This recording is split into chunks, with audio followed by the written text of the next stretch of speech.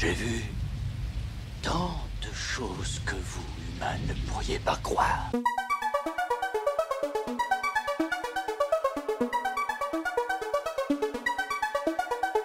Est-ce que vous vous êtes déjà demandé pourquoi la compétition est si fondamentale dans nos sociétés, qu'elle soit humaine ou imaginée par des esprits créatifs? Comment est-ce que nos jeux et nos loisirs reflètent-ils, voire déterminent-ils, les valeurs et les hiérarchies au sein de nos cultures?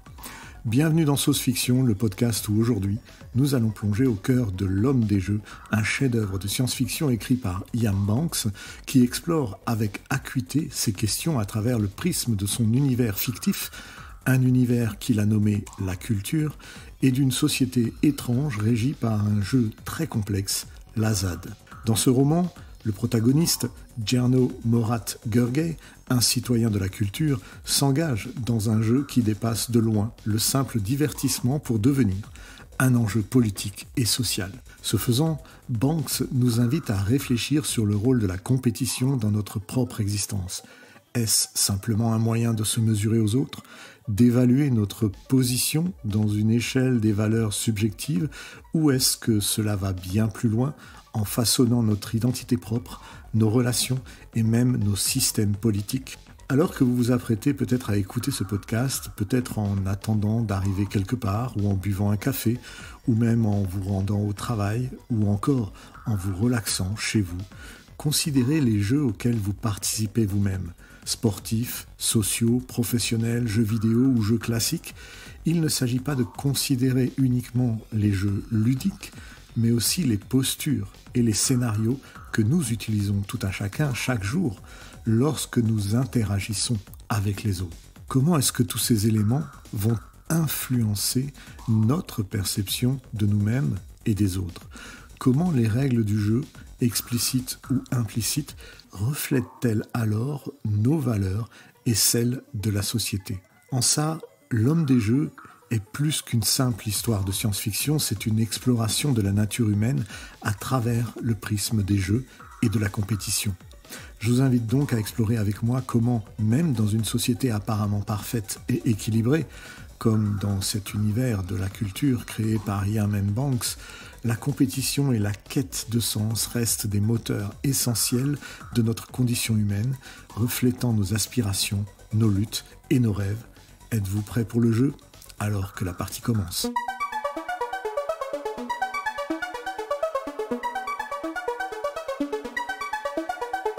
Salut les fans de fiction.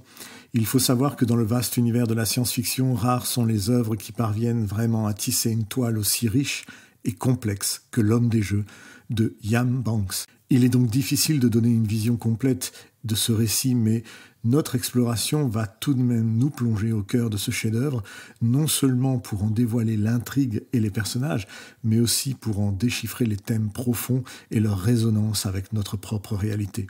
Au cœur même de la culture, je vous rappelle que c'est le nom de cet univers qui est en fait une société qui, après de longues pénuries, voit l'abondance régner grâce surtout aux avancées technologiques et à l'intelligence artificielle.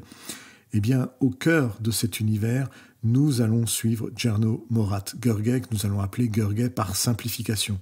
Gurgey n'est pas un citoyen ordinaire, c'est un joueur de jeu reconnu, maître incontesté de stratégie et de tactique qui transcende les simples loisirs pour toucher à l'essence même de l'intelligence et de l'adaptabilité de l'être pensant.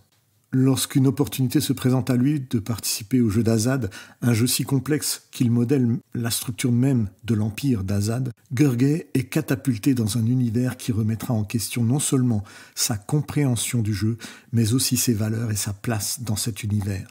L'homme du jeu met en lumière la notion de jeu non comme un passe-temps, mais comme un reflet des structures sociales et politiques environnantes. Le jeu d'Azad, au cœur de l'intrigue, sert de métaphore à la vie elle-même, posant des questions sur le pouvoir, la stratégie et la domination. La rencontre entre Gurgey et l'empire d'Azad symbolise donc la confrontation entre deux cultures radicalement différentes. La culture où l'égalité et l'abondance prévalent et l'empire d'Azad fondé sur la compétition, l'inégalité et la hiérarchie. Cette opposition soulève bien évidemment des interrogations sur l'imposition des valeurs, le relativisme culturel et la possibilité même d'universalité des principes éthiques. À travers le système que représente la culture, Banks explore donc les implications de la technologie sur les sociétés, notamment comment l'intelligence artificielle et l'automatisation peuvent mener à une utopie post-pénurie. Cependant, l'œuvre interroge aussi sur les limites de ces avancées, notamment en ce qui concerne l'individualisme et la recherche de sens. Parce que, malgré l'abondance et la paix au sein de la culture, Gurgey cherche tout de même, au plus profond de lui, un sens à donner à son existence. Un thème universel que nous connaissons bien et qui résonne en chacun de nous, simplement parce que nous nous posons tous un jour des questions existentielles qui n'apportent pas forcément de réponses satisfaisantes. La participation de Gurgey au jeu d'Azad devient alors une métaphore de la recherche de défis, de la compréhension de soi et de la place de l'individu dans un monde plus vaste. Et c'est en prenant conscience de cela que L'Homme des Jeux n'est plus qu'une simple histoire de science-fiction. C'est une réflexion bien plus profonde sur l'humanité, le pouvoir et la recherche de sens au sein d'une existence apparemment utopique. Car à travers le voyage de Gurgey, Banks nous invite à considérer nos propres vies comme un jeu complexe où les règles ne sont pas toujours claires et où le but ultime reste à définir. C'est dans ce panorama foisonnant de la science-fiction que les auteurs ayant réussi à impulser une vision aussi distinctive et révolutionnaire se démarquent du lot. Iain M. Banks est un de ces auteurs particuliers qui, à travers son œuvre « L'Homme des Jeux », nous invite au cœur de cette fascinante exploration interstellaire, non seulement pour en saisir l'essence narrative, mais aussi pour comprendre l'homme derrière le mythe, ses inspirations et le contexte qui a façonné cette pièce maîtresse.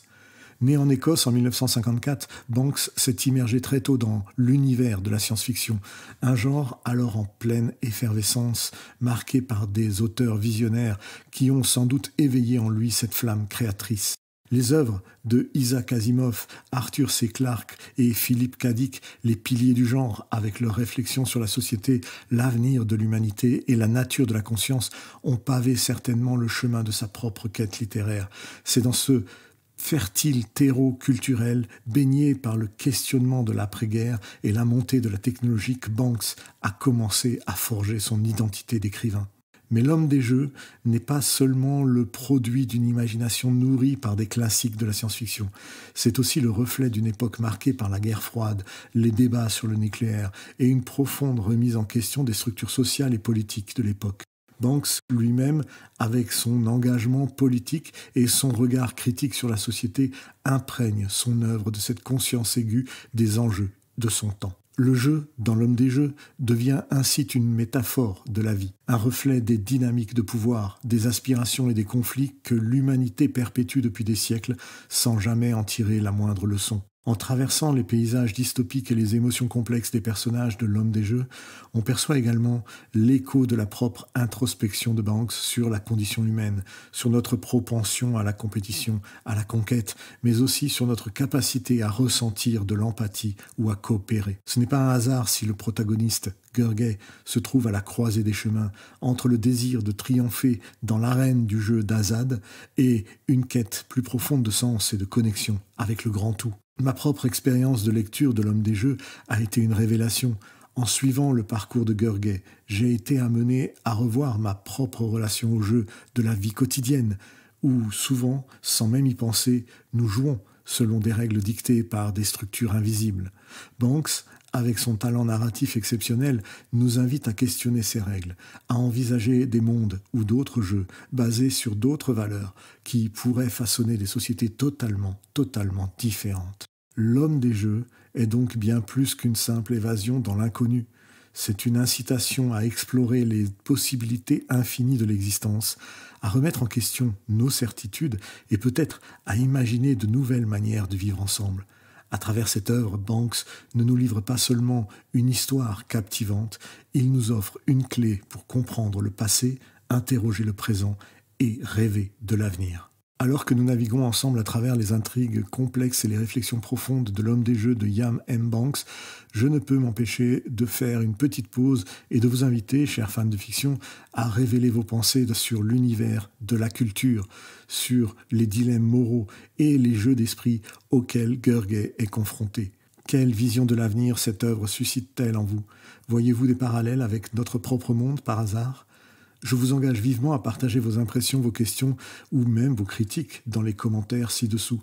Que ce soit sur le livre ou sur le podcast, votre participation enrichit notre voyage commun dans les méandres de la science-fiction. N'hésitez donc pas également à vous abonner, à liker ce contenu si vous souhaitez continuer à explorer les contrées lointaines de l'imagination avec moi. L'homme des jeux de Iain M. Banks offre donc une perspective fascinante pour explorer notre propre société à travers notre relation au jeu et à la dépendance qu'ils peuvent engendrer. Parce qu'en définitive, le jeu, au même titre que des substances particulières, est une drogue qui peut nous conduire très vite à la dérive. En prenant ce roman comme point de départ philosophique sur la manière dont les jeux, dans leur essence la plus large, façonnent notre réalité, nos désirs et notre fuite potentielle face aux exigences du monde réel, nous pouvons alors tenter de redéfinir des alternatives qui nous permettraient de nous extraire de cette dépendance. Au cœur du récit même se trouve l'idée que les jeux ne sont pas de simples distractions ou loisirs. Ils constituent une métaphore puissante de nos vies,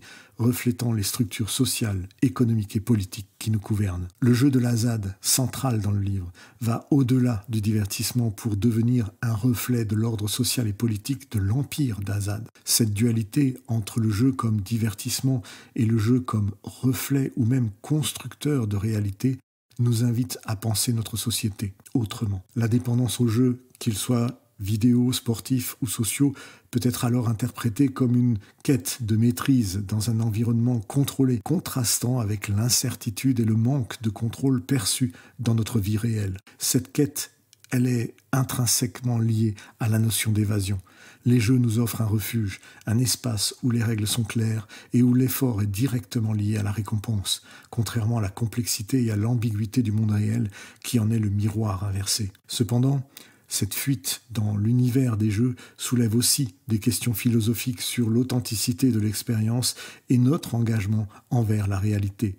Si les jeux peuvent offrir des moments de joie, de triomphe et de connexion avec autrui, ils peuvent également nous éloigner des aspects les plus difficiles mais essentiels de l'existence humaine, les défis de la vie réelle, les relations authentiques et la confrontation avec notre propre vulnérabilité. Le contraste entre la culture avec son idéal d'harmonie et de liberté individuelle, ainsi que l'empire d'Azad, où le jeu sert d'instrument de pouvoir et de contrôle, nous amène à questionner la place que nous accordons au jeu dans notre propre société. Sont-ils un moyen d'enrichir notre propre expérience humaine en nous offrant des espaces pour explorer de nouvelles facettes de notre être, ou deviennent-ils un mécanisme de distraction nous éloignant des questions fondamentales de notre existence? En résumé, sont-ils des prisons mentales? Enfin, notre dépendance au jeu nous invite également à examiner la notion de ludification de la société, la transformation de la réalité sociale, éducative et professionnelle en systèmes semblables à des jeux, à des objectifs, des récompenses et des compétitions à réaliser ou à atteindre. Cette tendance a le potentiel d'engager et de motiver, mais elle soulève également des inquiétudes quant à la simplification excessive de la complexité humaine et la complexité de la relation sociale. Dans ce contexte, l'homme des jeux nous incite donc à une introspection sur la manière dont nous choisissons de vivre notre vie, en quête d'un équilibre entre le jeu et la réalité, entre l'évasion et l'engagement. Il nous rappelle l'importance de rester connecté à notre monde et à nos semblables, tout en reconnaissant la valeur des espaces imaginaires pour explorer de nouvelles possibilités d'existence. D'ailleurs, en termes de jeu, il y a un film de science-fiction qui m'a beaucoup marqué étant plus jeune. C'est Running Man. Certains d'entre vous s'en souviennent peut-être. Il y a vraiment un parallèle entre l'homme des jeux et le film Running Man de 1987, basé sur la nouvelle de Stephen King, qui offre une perspective fascinante sur la critique sociale à travers le prisme du divertissement et de la compétition. Bien que ces deux œuvres appartiennent à des univers bien distincts, elles partagent tout de même des thèmes communs qui permettent une comparaison riche en enseignements.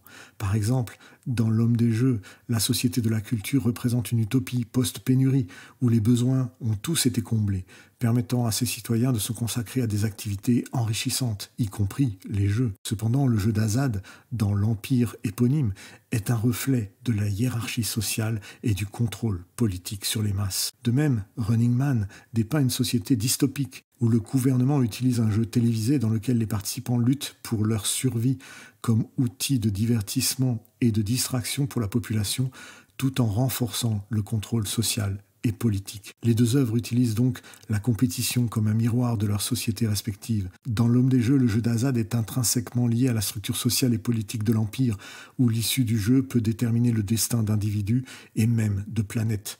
Dans Running Man, le jeu télévisé sert à la fois de divertissement morbide et de moyen de répression, reflétant une société qui valorise le spectacle au détriment de l'humanité et de la justice. Gurgay, dans L'Homme des Jeux, et Ben Richard, protagonistes de Running Man, sont tous deux entraînés malgré eux dans ces jeux mortels.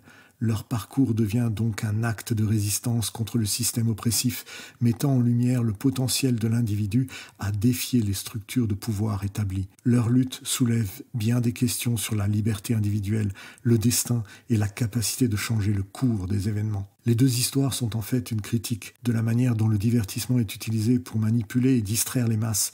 Running Man aborde directement la question de l'éthique et du divertissement, questionnant la limite de ce que la société est prête à accepter pour son amusement. L'Homme des Jeux, bien que plus subtil, interroge également sur les implications morales des jeux et leur impact sur la société et les individus. Ces œuvres offrent donc une critique pertinente des dynamiques de pouvoir et de la société du spectacle, restant remarquablement pertinente encore dans notre contexte contemporain. Le jeu d'Azad est en lui-même un symbole puissant représentant non seulement l'organisation sociétale de l'Empire, mais aussi les valeurs intrinsèques de la compétition, du pouvoir et de la stratégie. La manière dont Gurgay interagit avec ce jeu révèle les contrastes entre les idéaux égalitaires de la culture et les structures hiérarchiques rigides de l'Empire. L'Azad devient ainsi un motif récurrent qui illustre le conflit entre liberté individuelle et contrôle autoritaire, entre innovation et tradition. Les pièces du jeu, les règles et les stratégies employées par les joueurs deviennent donc des métaphores de leur vision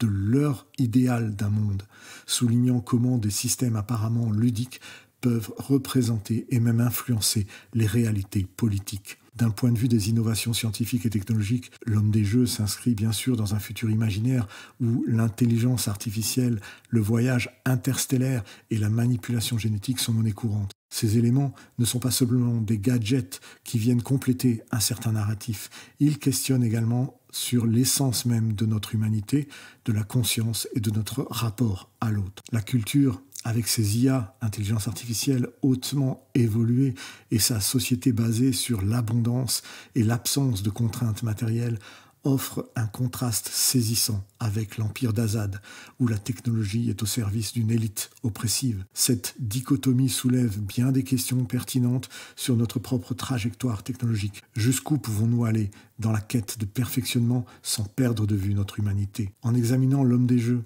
à travers ses symboles et innovations, nous découvrons également un récit qui, bien que situé dans un futur lointain, résonne avec des enjeux très contemporains. La tension entre les technologies libératrices et les structures oppressives, l'interrogation sur le rôle de la compétition dans la construction de nos sociétés et la quête d'un équilibre entre individualisme et collectivisme sont des thèmes universels qui transcendent le cadre de la science-fiction pour toucher à la corde de notre expérience humaine. En cela, L'Homme des Jeux de Iain M. Banks est bien plus qu'un simple voyage dans les étoiles. Peu d'œuvres ont su captiver et questionner avec autant de profondeur que L'Homme des Jeux.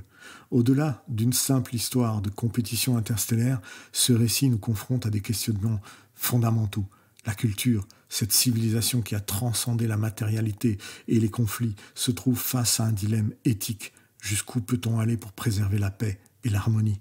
Nous y voyons directement une métaphore des jeux du cirque qui sont là pour apaiser finalement les pulsions humaines face à une société qui est construite et stable. Gurgay, en maître du jeu, dont le voyage vers l'empire d'Azad devient une introspection sur le pouvoir, la domination et l'essence même de l'humanité, va nous permettre de construire notre propre réponse à cette question. L'impact culturel et social de ce livre dépasse bien les frontières du genre de la science-fiction pour toucher à des sujets universels sur l'interaction entre les cultures et nos valeurs. D'ailleurs, la réception du roman, tant par la critique que par le public, témoigne de son rôle prépondérant dans le paysage littéraire, questionnant notre rapport à l'altérité et à l'ambition. Il soulève même des interrogations majeures sur la manipulation génétique, l'existence de la conscience et les dilemmes moraux de l'exploration spatiale. Ces réflexions s'ancrent dans un cadre narratif riche où chaque partie du jeu d'Azad révèle des strates de complexité sur la nature humaine et ses contradictions. D'un point de vue littéraire, la plume de Banks excelle dans la construction de cet univers dense et foisonnant.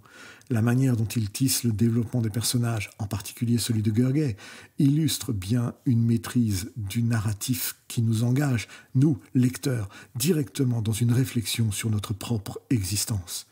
En fait, si vous n'avez pas encore lu L'Homme des Jeux, je vous invite à le faire et surtout à ne pas amener avec vous le moindre préjugé, car cette œuvre à lire ne délivre pas le même message à chacun d'entre nous.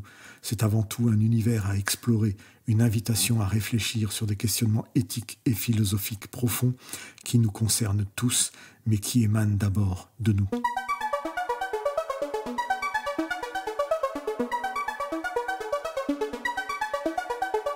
Alors que nous concluons ce voyage à travers l'univers complexe et fascinant de L'Homme des Jeux de Ian M. Banks, je tiens à vous remercier, chers fans de fiction, pour votre participation à cette aventure. Votre passion pour la fiction et votre soif d'exploration des mondes au-delà du nôtre enrichissent chaque épisode de ce podcast. Ensemble, nous avons déjà traversé quelques paysages dystopiques et plongé dans les émotions profondes de leurs personnages, particulièrement aujourd'hui en découvrant les nuances de la compétition, de l'identité et de la confrontation culturelle qui caractérisent cette œuvre magistrale. La littérature de science-fiction, avec ses récits de tyrans et ses systèmes bureaucratiques complexes, de ces mondes lointains et ces futurs utopiques ou dystopiques, nous invite toujours à réfléchir sur notre propre monde et sur les chemins que nous choisissons de suivre. Grâce à vos écoutes et à vos retours, cette communauté de fans de fiction devient un espace de partage et de réflexion où chaque voix compte et enrichit notre compréhension commune du genre. J'ai hâte de partager avec vous encore plus d'histoires captivantes, de mystères insondables et d'aventures qui défient les limites de l'imagination. Mais sachez que votre curiosité doit toujours être un phare dans la nuit, guidant vos pas vers de nouveaux mondes et de nouvelles découvertes. À bientôt, les fans de fiction.